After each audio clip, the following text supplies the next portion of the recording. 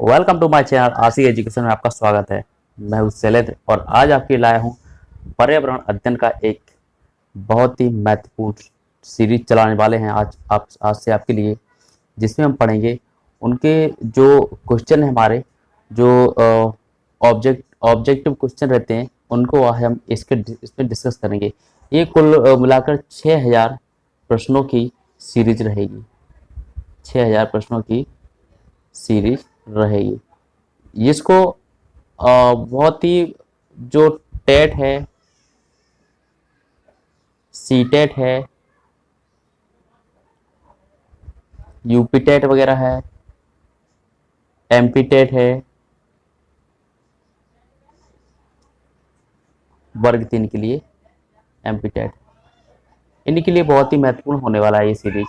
तो आप हमारे साथ बिल्कुल बने रहें। यदि आपने चैनल को सब्सक्राइब नहीं किया है तो चैनल को सब्सक्राइब कर लें और आगे भी इसी तरह की सीरीज आती रहेगी। आप इसी तरह से उनको टेस्ट लाकर देख रहे जो परीक्षा के लिए बहुत ही महत्वपूर्ण होने वाला है।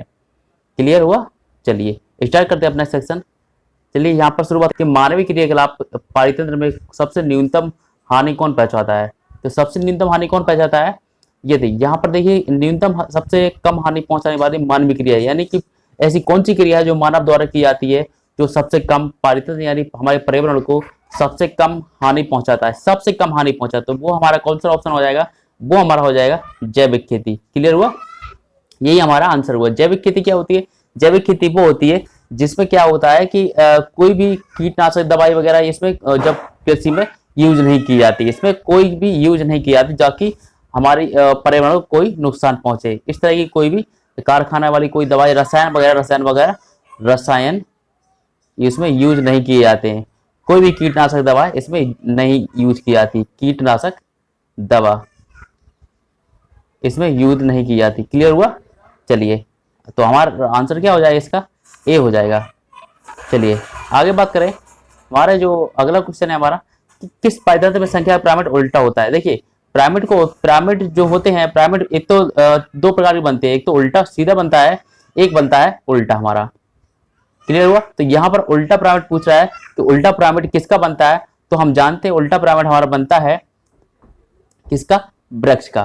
क्यों बनता है? क्योंकि यहाँ पर देखिए यहाँ पर वृक्ष जो होता है, वृक्ष एक ही होता है। यहाँ पर मानो वृक्ष है, एक संख्या इसकी एक है, और यहाँ पर इस पे जो वास करने वाले यानी बैठने वाले जो लाभ लेते हैं बहुत सारे हैं।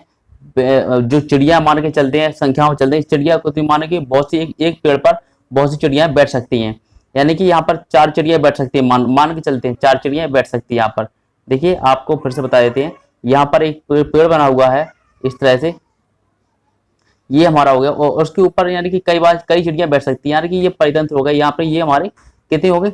4 चिड़िया बैठ चुकी हैं। अब 4 चिड़िया हो चुकी हैं और इन पर भी परजीवी रहती हैं, चिड़ियाओं पर कीट रहते हैं जो उनके पंखों में बसे रहते हैं, यानी कीट रहते हैं, वो परजीवी होते हैं किसके? चिड़ियाओं के। तो वही जो हमारे इसका ऐसी यानी कि उनकी संख्या एक में जब 6 होगी तो 4 चिड़ियाओं में कितनी होगी? 24 होगी। तो इसी तरह से एक पारितंत्र बन गया है। इसी तरह से ये देखिए, इसी तरह से ये पारितंत्र बन गया है। ये हमारा क्या हो गया? उल्टा, ये उल्टा बना है, ये हमारा उल्टा पिरामिड हो गया है। तो इसी तरह कह सकते हैं कि वृक्ष का हमारा पिरामिड कैसा बना गया? उल्टा बनता है। क्लियर हुआ? आंसर हमारा क्या हो जाएगा? बी। चलिए नेक्स्ट क्वेश्चन की तरफ चलते हैं। नेक्स्ट क्वेश्चन हमारा क्या है कि भारतीय शोध संस्थान कहाँ है? शोध संस्थान की बात करने लाख शोध संस्थान, यानी कि यहाँ पर बात करते हैं लाख शोध संस्थान, यानी कि गोंद को ही बोल सकते हैं, लाख गोंद। तो ये हमारा कहाँ है? ये हमारा है झारखंड में, रांची में, झारखंड। ऑप्शन हमारा सी हो जाएगा। चलिए नेक्स्ट क्वेश्चन की तरफ चलते हैं कि ओजोन दिवस कब मनाते हैं? विश्व ओजोन दिवस कब मनाया जाता है? तो जैसे कि हम जानते हैं ओजोन दिवस के बारे में काफी क्वेश्चन आते हैं। आप हर एग्जाम में देख लीजिए, और जो दिवस है उसमें कई प्रकार के क्वेश्चन आते हैं एग्जाम में। ठीक है, किससे संबंधित? जो दिवस से संबंधित। जैसे कि अब यहाँ पर ओजोन दिवस की बात कर रहा हूँ तो हमारा 16 सितंबर को मनाया जाता है, 16 सितंबर को मनाया जाता है। तो इसका राइट आंसर हमारा ऑप्शन ए हो जाएगा। देखिए 5 जून की बात करें, 5 जून को क्या मनाया जाता है? पर्यावरण दिवस, विश्व पर्यावरण दिवस, विश्व पर्यावरण दिवस। याद रखिए ये क्वेश्चन बहुत ही महत्वपूर्ण बनता है हमारी परीक्षा की दृष्टि से, और ये भी बहुत ही महत्वपूर्ण है। इसका आंसर हमारा क्या हो जाएगा?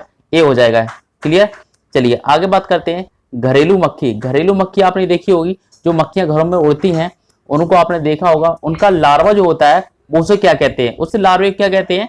देखिए आपने कभी देखा होगा मक्खियां जहां भी बैठती वहां पर एक सफेद सफेद अंडा सा डाल जाती है, यानी कि वो वही उनका लार्वा होता है।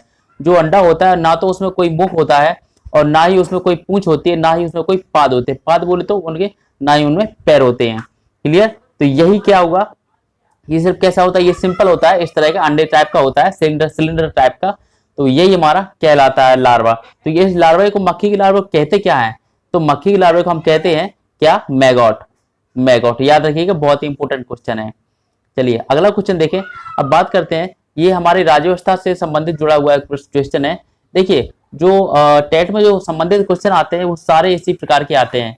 इन्हीं में आप देख लीजिए, इनमें से कई क्वेश्चन ऐसे हैं इनमें आपके कई बार जो पिछली बार आ भी चुके हैं। देखिए यहाँ पर बात करें कि राष्ट्रपति के निर्वाचन मंडल में शामिल होते हैं। देखिए राष्ट्रपति के जब चुनाव होता है तो उसमें कौन कौन शामिल होते हैं। देखिए यहाँ पर संसद की बात करें तो संसद में कौन कौन होते हैं, एक तो लोकसभा होती है और राज्यसभा होती है। दो सदन इसमें बैठते हैं, तब दोनों सदनों के सदस्य इसमें शामिल होते हैं, किसमें, उसके राष्ट्रपति के चुनाव में। और सभी राज्यों की विधानसभाओं के निर्वाचित सदस्य भी निर्वाचित होते हैं, यानी सदस्य उसमें चुने जाते हैं, वही राष्ट्रपति को निर्वाचन करते हैं। और दिल्ली और पांडिचेरी जो सभा है इसके भी सदस्य भी यहाँ पे उसको निर्वाचन यानी कि मत दे सकते हैं। तो हमारा राइट आंसर ऑप्शन क्या हो जाएगा, ऑप्शन हमारा सी हो जाएगा, डी हो जाएगा, उपयुक्त तो सभी सारे पॉइंट्स में जो मैच कर रहे हैं वही हमारे राष्ट्रपति निर्वाचन के मंडल में शामिल होते हैं। चलिए अगला क्वेश्चन देखते हैं। अगला क्वेश्चन है हमारा कि कौन सा एक नवीनीकरण ऊर्जा है। नवीनीकरणीय स्रोत क्या होते हैं, नवीनीकरणीय स्रोत भी होते हैं जो अपनी ऊर्जा को, अपनी कोई चीज अपनी ऊर्जा को देते तो हैं, निर्वाह मतलब अब जो वो तो करते हैं, देते तो हैं, पर क्या उनकी ऊर्जा समाप्त हो जाती है। ऐसी कोई चीजें, देखिए चंद्रमा है, सूर्य है, क्या ये अपने सूर्य का प्रकाश देते हैं, क्या इनका एक दिन देने से क्या इनका सूर्य समाप्त हो जाता है, प्रकाश समाप्त हो जाता है, नहीं। यही ऐसे ही चीजें जो एक बार यूज करने के बाद समाप्त ना हो वही हमारे नवीकरणीय कहलाते हैं। यानी कि अगले सुबह यदि हम सूर्य को हवा देखें, हवा एक बार ले लेते, क्या हवा खत्म हो जाती है, नहीं होती है। अगले दिन यानी हवा चलती रहती है और सूर्य ज्वारीय ऊर्जा भी वो भी चलती रहती है, सौर ऊर्जा भी वो भी हमारी प्रतिदिन हमें मिलती रहती है। तो ये होते हैं नवीकरण। अनवीनीकरण क्या होते हैं, वो स्रोत होते हैं जैसे डीजल हुआ, पेट्रोल हुआ, ये हमारे क्या होते हैं, जीवाश्म से बनते हैं। ये तुरंत नहीं बनते, ये क्या होते हैं, ये खत्म हो जाते हैं और ये बनते नहीं है, ये पैदा नहीं होते, यानी कि बहुत साल लग जाते हैं पैदा होने में, जो जीवाश्म से बनते हैं। क्लियर हुआ। तो इसका राइट आंसर हमारा क्या हो जाएगा, इसका राइट आंसर हमारा हो जाएगा 4।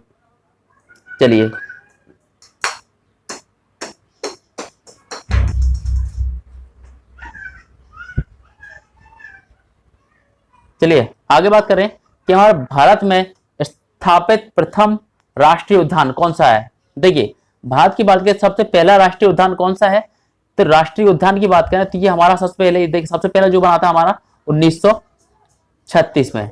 1936 में ये बना हुआ था। तो इसकी बात करें तो ये हमारा 1936 में बना हुआ था। कहां बना हुआ था, ये हमारा उत्तराखंड में, यूके की बात करें उत्तराखंड में नैनीताल बना हुआ था। कहां, नैनीताल में।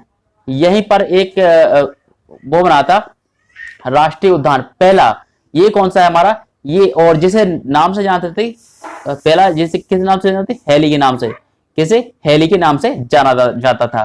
तो यही हमारा आंसर हो जाएगा हेली। अब हेली किसे कहते हैं, इसमें से हेली तो कोई दिख नहीं रहा है, तो हम जानते हैं कि हेली हमारा कौन सा है, जिम कॉर्बेट को हेली के नाम से भी जाना जाता पिछली बार। क्लियर। तो यही हमारा आंसर हो जाएगा, कौन सा, ऑप्शन नंबर 2 हमारा आंसर हो जाएगा इसका। चलिए आगे बात करते हैं।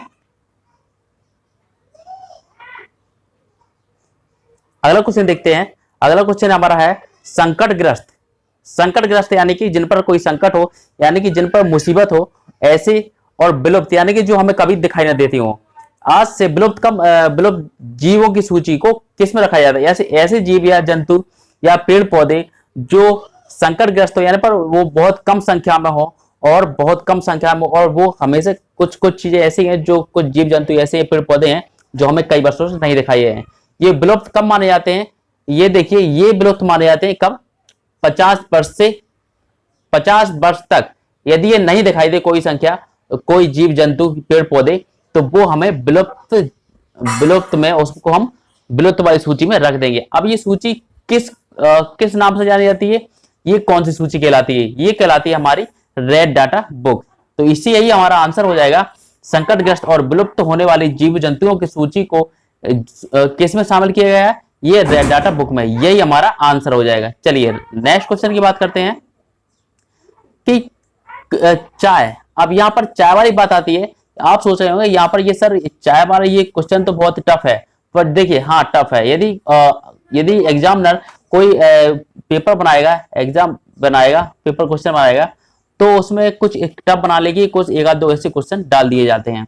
क्लियर? ये क्या होते हैं, साइंटिफिक नेम होते हैं जो पेड़ पौधे के, पेड़ का कोई नीम का भी आ सकता है, आम का भी आ सकता है, या कोई गाय का भी आ सकता है। तो इसी तरह के जो साइंटिफिक नेम है वो आ सकते हैं, आप उनको याद रखिएगा। देखिए चलो फिलहाल इस क्वेश्चन की बात कर लेते हैं कि चाय का साइंटिफिक नाम क्या है, यानी चाय किससे प्राप्त होती है हमें। तो इसका राइट ऑप्शन हो जाएगा कामेलिया साइनेंसिस, कामेलिया साइनेंसिस, सी हमारा राइट आंसर हो जाएगा। चलिए नेक्स्ट क्वेश्चन की बात कर लें।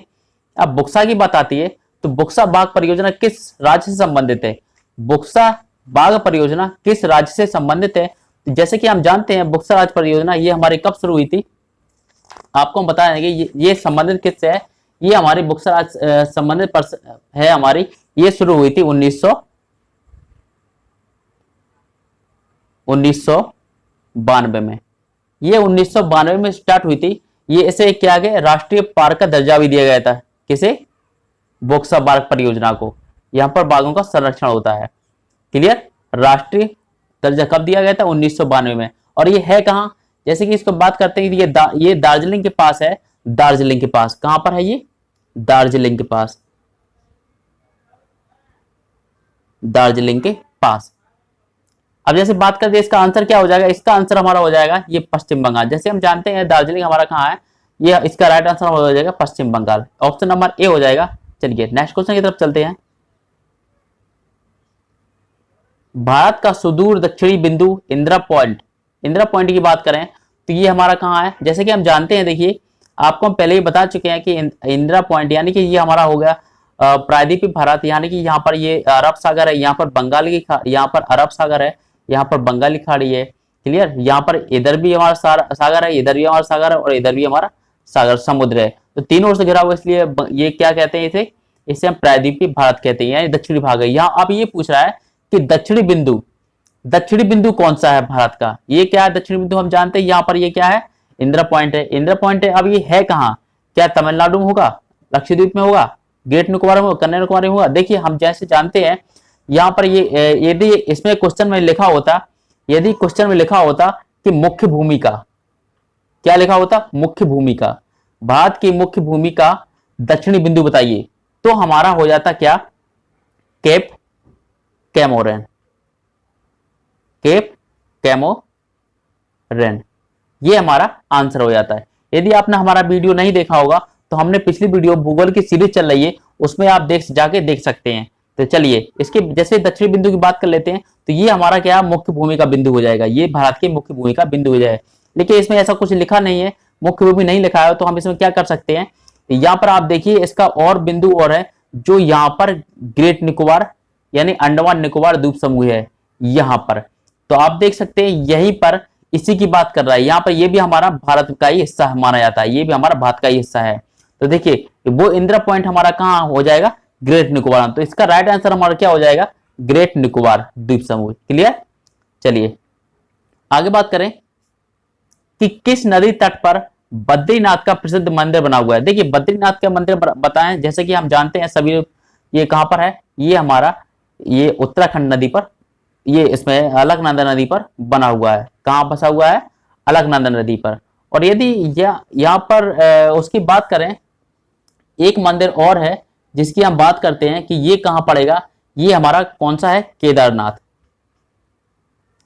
केदारनाथ, जब केदारनाथ मंदिर की बात करें तो ये किस नदी किनारे बसा हुआ है, तो ये हमारा बसा हुआ है मंदाकिनी नदी पर। याद रखिएगा ये हमारा मंदाकिनी नदी पर, और बद्रीनाथ हमारा बसा हुआ है कहां पर, अलकनंदा नदी पर। क्लियर हो पॉइंट? चलिए अगला क्वेश्चन देख लेते हैं। अब यहाँ पर बात करते हैं त्रिपिटक की। त्रिपिटक का किससे संबंध है? देखिए त्रिपिटक जब हमारे बात करते हैं त्रिपिटक की, तो हमारे जब बौद्ध भगवान थे, बुद्ध थे, तो वहां पर बुद्ध भगवान की बात करते हैं। जब उन्होंने उनकी मृत्यु के बाद इनकी शिक्षा को क्या किया गया? 3 भागों में बांट दिया गया 3 भागों में बांट दिया गया इनकी शिक्षा को। तो इनकी शिक्षा को 3 भागों में बांट दिया। उनके नाम क्या क्या थे? एक तो था उसका नाम था विनय पिटक। क्या? विनय पिटक। और था एक सुत पिटक, और था धम्म पिटक, अभिधम्म पिटक,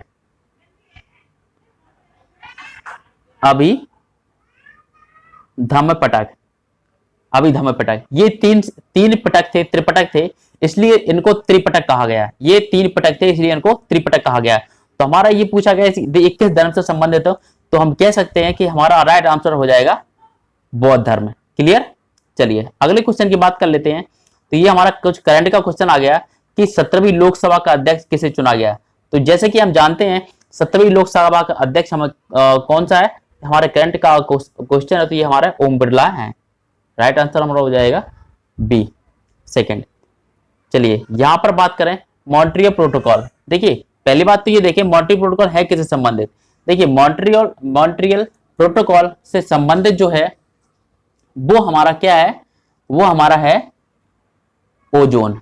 ये ओजोन से संबंधित है। किससे संबंध है? ओजोन से। क्लियर? ओजोन दिवस कब मनाया जाता है? ये मनाया जाता है हमारा 16 सितंबर को। और जो पर्यावरण दिवस कब मनाया जाता है? ये मनाया जाता है 5 जून को। क्लियर? याद रखिएगा। अब यहां पर ये ओजोन संबंधित है, तो हम कह सकते हैं कि ओजोन तो हमारा ये तो कोई आंसर हो ही जाएगा।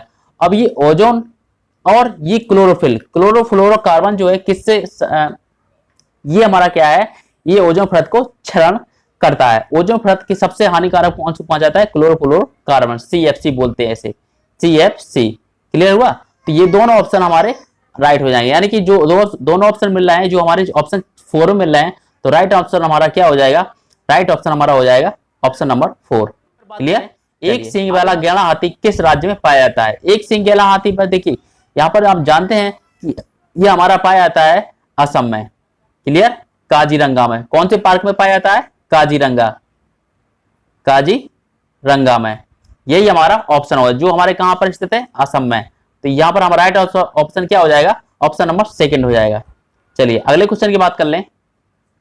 यहां पर बात हो रही है कि कौन सा पौधा नाइट्रोजन स्थिरीकरण करता है। देखिए अब ये वहां पर बात करते हैं कि ऐसे पौधे होते हैं जो फलीदार होते हैं, ऐसे पौधे होते हैं जो फलीदार, यानी जिनमें फलियां लगती हैं, वो सारे के सारे पौधे क्या करते हैं? नाइट्रोजन स्थिरीकरण करते हैं, यानी कि नाइट्रोजन फिक्सेशन करते हैं। क्लियर हुआ?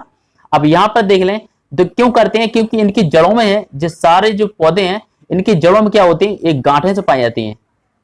इनमें गांठें से पाई जाती है सभी पौधों में, जितने 1 2 3 ये सारे दिख रहे हैं, ये फलीदार पौधे हैं। इनकी जड़ों में क्या आती है? गांठें पाई जाती हैं। कभी इसको आप उखाड़ के देखना, आपको ये गांठें जरूर मिलेंगी जड़ों में। क्लियर हुआ? तो इसी तरह हम कह सकते हैं कि हमारा राइट आंसर हमारा क्या हो जाएगा? ऑप्शन नंबर 4 हो जाएगा। क्या? Option number 4। चलिए अगले क्वेश्चन की बात करें।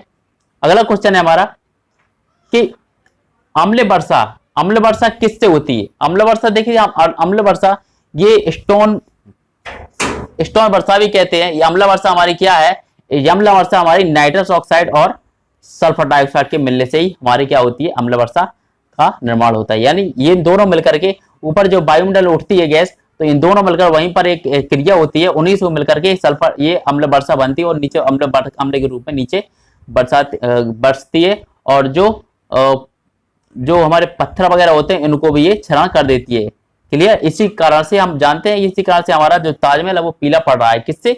सल्फर डाइऑक्साइड और नाइट्रोजन ऑक्साइड के मिश्रण से, यही से अम्ल वर्षा होती है। क्लियर हुआ? तो आज का टॉपिक हमारा यहीं पर समाप्त होता है।